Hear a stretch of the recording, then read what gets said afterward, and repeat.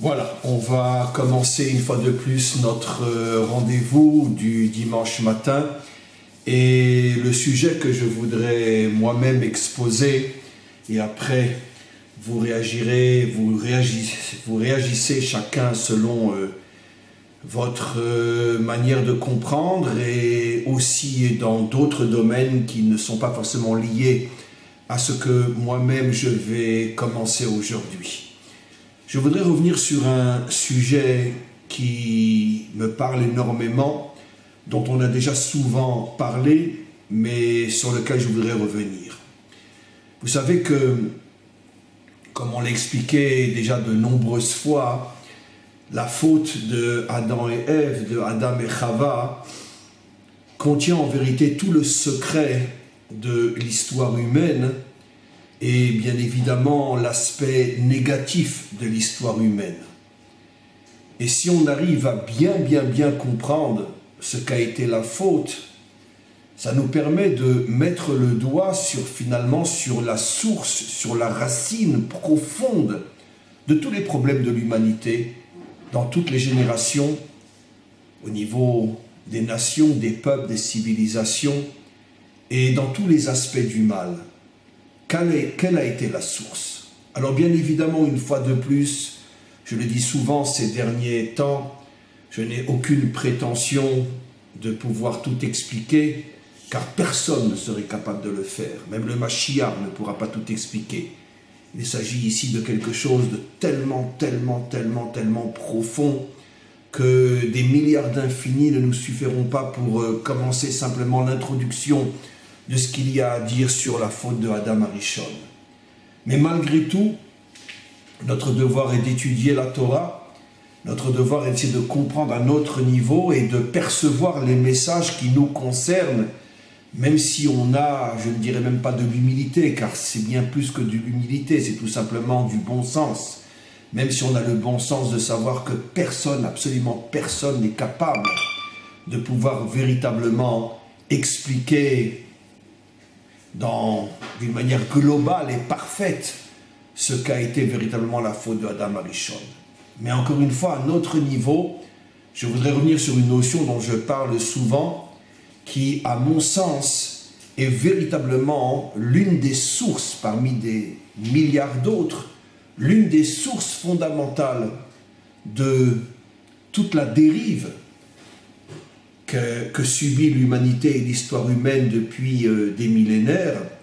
Et je pense que ce point-là est le plus important de tous, cette manière de comprendre est la plus importante de toutes. Il y avait deux arbres. Évidemment, je ne vais pas vous répéter qu'il ne s'agit que de métaphores et que ce qui compte, c'est de décrypter les messages. Il y avait donc deux arbres. Un qui s'appelle l'arbre de la vie et l'autre qui s'appelle l'arbre de la connaissance. Le maître du monde dit à Adam, tu dois manger de tous les arbres et bien évidemment, surtout, essentiellement de l'arbre de la vie, mais surtout garde-toi de manger de l'arbre de la connaissance. Car la connaissance va amener la mort, la destruction de l'humanité tout entière. Alors quel est le décryptage? Qu'est-ce qui se cache derrière ça? J'avais l'occasion récemment de parler avec un élève qui me demandait des conseils dans tel et tel domaine. Et justement, je lui ai expliqué la chose suivante. Le grand problème de la raison profonde de tous les différends, de toutes les querelles, et pire encore, de la violence et des meurtres, la raison profonde, c'est le fait que finalement, l'homme, depuis la faute de Adam, privilège la connaissance, l'idéal, plus que le vécu, plus que l'homme lui-même, comme je vais expliquer. Si tu n'as pas la même religion que moi, si tu n'as pas le même idéal que moi, si tu n'appartiens pas au même parti politique que moi, bref, si ta tête ne fonctionne pas comme la mienne, alors c'est une raison profonde du différend entre nous, de l'éloignement de l'un de l'autre, et parfois même des dérives vers la violence, le meurtre et pire encore. C'est-à-dire que finalement, la faute de Adam, quand Hachem lui dit « Ne mange pas de l'arbre de la connaissance », manger, c'est-à-dire intégrer, ce que tu manges devient une partie de toi, et c'est ce qui te donne la vie. Je ne veux pas, dit le maître du monde à Adam, que ta vie fonctionne sur tes idées. Évidemment, un homme a un cerveau, un homme doit avoir des idées, un homme doit avoir un idéal, un homme doit avoir une foi, mais ton cerveau ne doit pas être ta nourriture. C'est pas ça qui est l'essentiel dans la vie. Alors c'est quoi l'essentiel? C'est l'arbre de la vie. C'est-à-dire, regarde comment l'autre vit. Peut-être qu'effectivement, ses idées sont à l'extrême opposé des tiennes, mais dans le vécu, c'est un homme bien. Peut-être encore mieux que toi. Donnons un exemple simple. J'ai tel idéal politique, religieux, spirituel, philosophique. Mon voisin pense absolument le contraire et rejette tout ce que je pense. Alors c'est évident que si je reste à ce niveau-là, je ne vois pas quel peut être le terrain d'entente entre nous. Surtout si je considère et si lui considère que nos idées respectives sont très très dangereuses pour le monde. Mais d'un autre côté, essayons de mettre de côté son cerveau et mon cerveau, son idéal et mon idéal.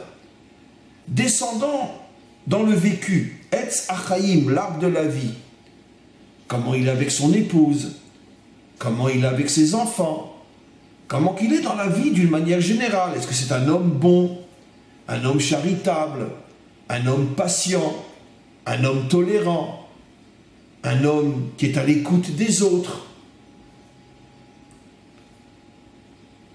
Ça, c'est l'arbre de la vie.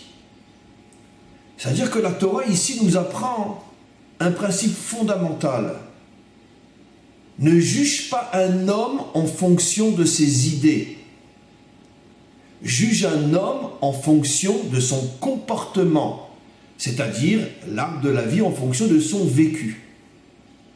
Supposons, moi je suis de droite. Je ne parle pas de moi, je donne un exemple. Je suis de droite.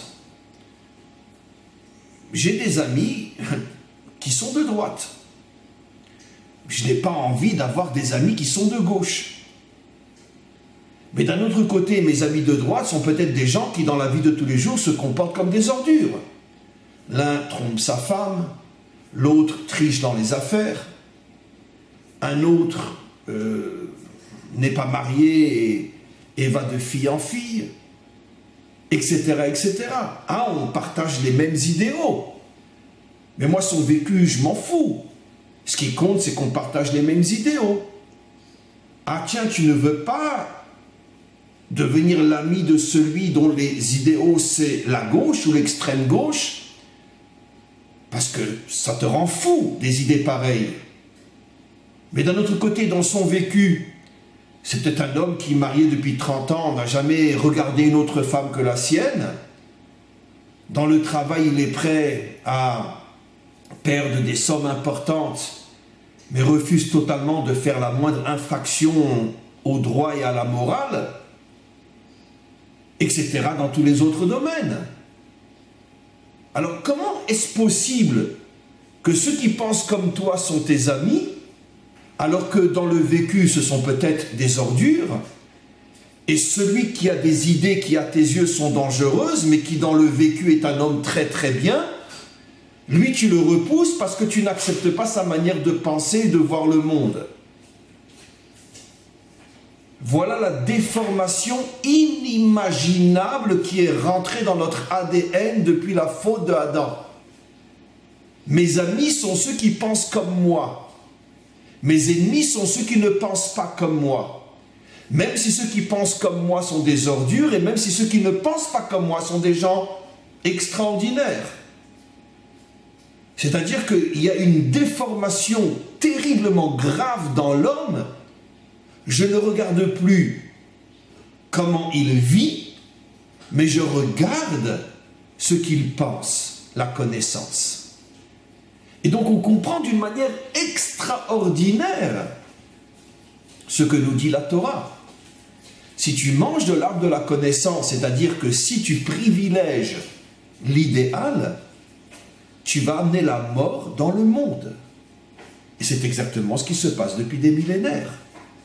Parce que les peuples, les nations, les hommes s'entretuent au nom de ce qu'ils pensent être vrai, et les uns tuent les autres, même si ceux qui sont tués, même si les victimes sont peut-être des gens qui, dans la vie de tous les jours, se comportent 1000 fois mieux que ceux qui les tuent. Et ceux qui les tuent vivent peut-être avec des gens qui, tous, dans la vie de tous les jours, vivent comme des porcs ou des cochons. C'est la même chose. Comment c'est possible? Finalement, la racine de l'idolâtrie, c'est le culte du savoir, le culte de l'idéal, le culte de la foi, le culte de la religion. Donnons un autre exemple, entre les religions elles-mêmes. Je suis juif, il est chrétien. Ah, le christianisme est à l'extrême opposé du judaïsme. Mais peut-être que dans la vie de tous les jours, il se comporte mieux que moi. Peut-être que dans la vie de tous les jours, c'est un homme beaucoup plus moral que moi. Ou vice-versa, peu importe, si c'est lui qui me déteste parce que je suis juif. Est-ce que tu t'es intéressé à mon vécu? Est-ce que tu sais comment je vis? Ah mais je me fous de ton vécu. Toi, tu n'es qu'un sale youpin. D'accord, mais je suis un homme. Regarde comment je vis. Oui, mais tes idées sont à l'extrême opposé des miennes, ta foi, ta religion, ta croyance, tu es mon ennemi. C'est vrai entre juifs et chrétiens, c'est vrai entre musulmans, juifs et chrétiens. L'extrémisme dans toutes les religions est la conséquence directe du culte de l'idéal. Quelqu'un peut être un musulman et dans la vie de tous les jours être un homme extraordinaire. Quelqu'un peut être un juif et dans la vie de tous les jours être une pourriture. Quelqu'un peut être un chrétien et dans la vie de tous les jours être lui aussi une pourriture et vice-versa. Je peux être juif et être un homme très bien, musulman être une pourriture, chrétien être un homme très bien, une pourriture. C'est pas la connaissance, c'est pas la religion, c'est pas la foi qui fait l'homme. Et on a des preuves tous les jours de ce que je dis.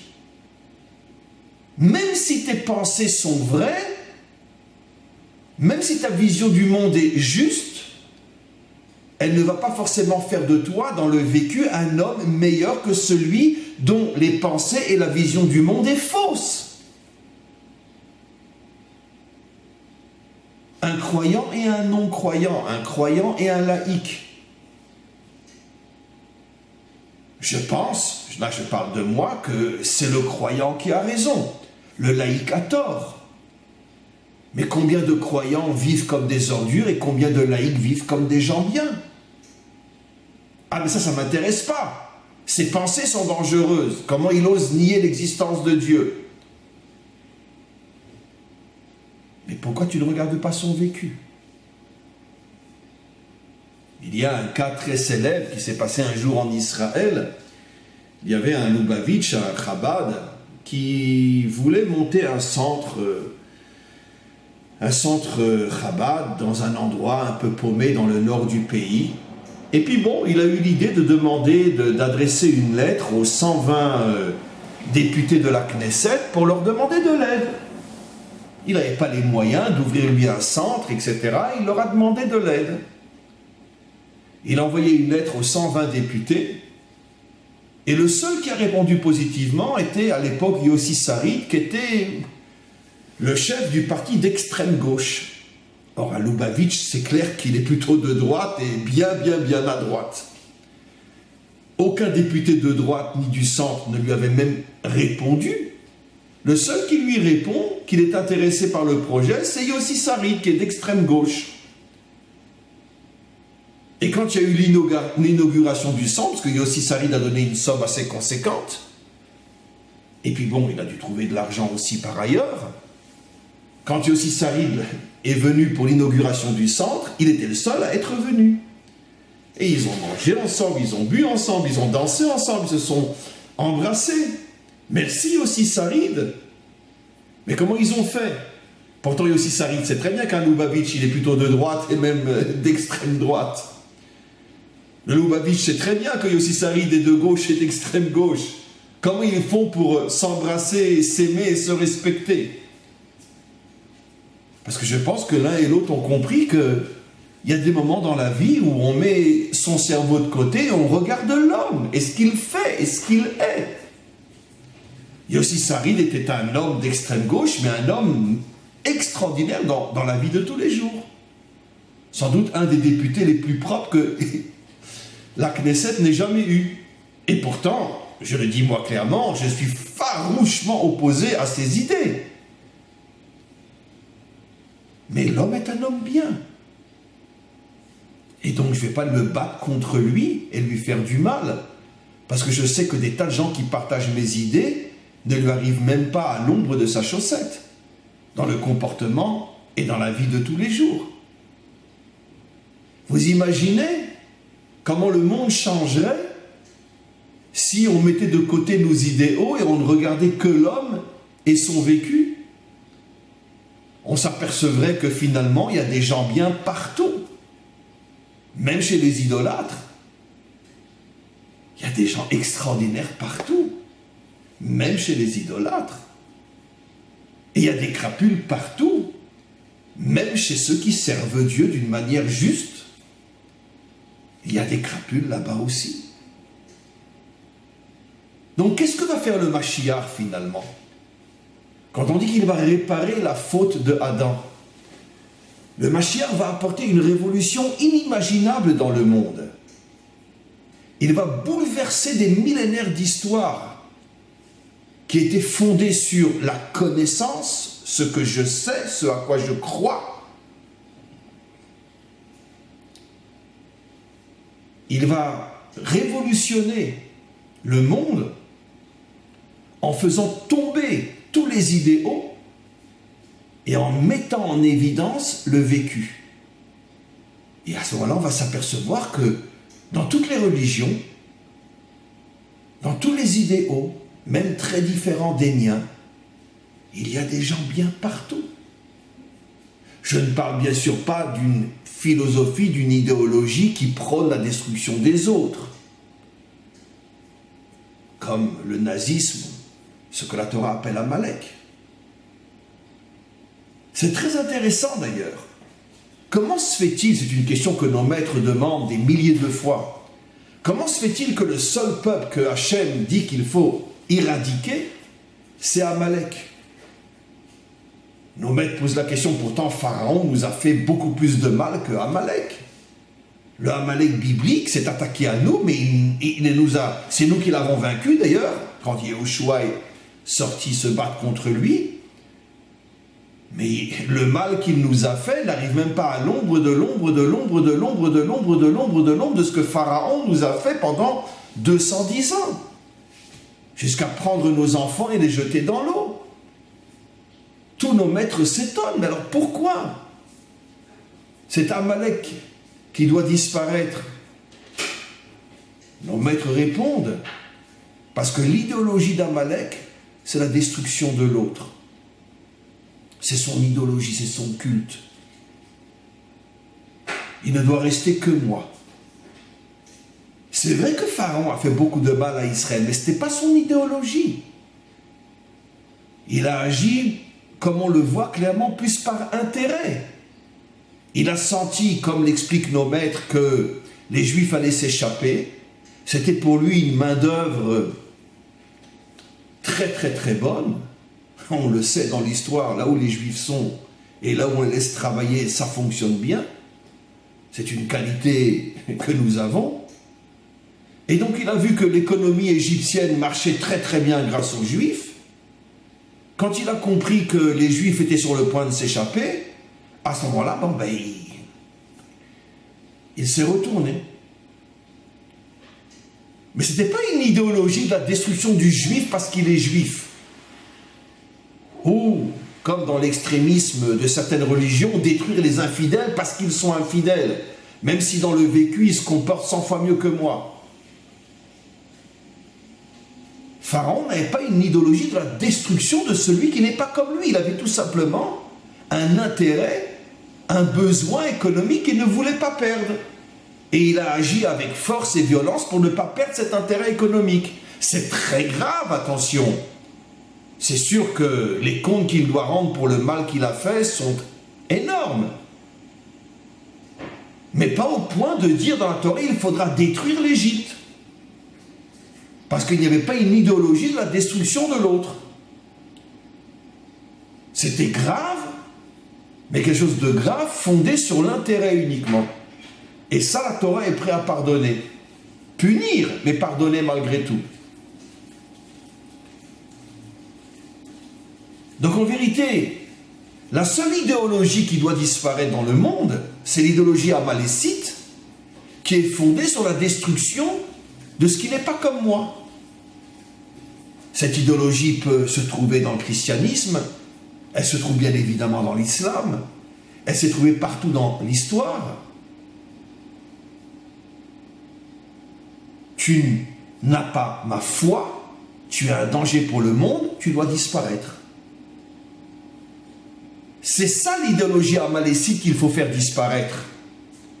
Mais maintenant, une idéologie qui est 100% différente de la mienne, qui est 200% contraire à la mienne, et que moi je vois comme un danger. Mais cette idéologie ne prône pas la destruction de ceux qui ne pensent pas comme elle. Celle-là, c'est pas une idéologie amalécite, et tu dois arrêter de regarder ce qu'il pense, mais tu dois regarder comment il vit. Et si tu t'aperçois qu'il vit d'une manière propre, morale, humaine, et parfois plus propre et plus morale que ta propre vie ou celle de tes amis, alors aime-le, respecte-le et fais-en ton ami. Que tous les deux vous mettiez de côté vos idées et concentrez-vous sur l'humain, sur le vécu. C'est pas facile. Ça va être une révolution incroyable que le Mashiach va faire. Et c'est comme ça que finalement il y aura la paix entre tous les idéaux et toutes les religions, à part Amalek, mais qui n'est qu'une minorité de l'humanité.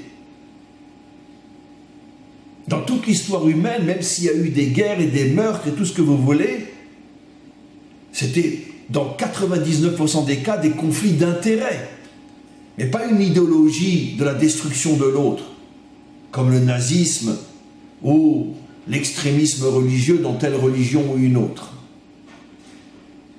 Et donc c'est comme ça que le Mashiach va arriver à faire la paix entre les peuples, parce qu'il va dire aux uns et aux autres, mais regardez comment l'autre vit, arrêtez de regarder ce qu'il pense, regardez comment qu'il vit.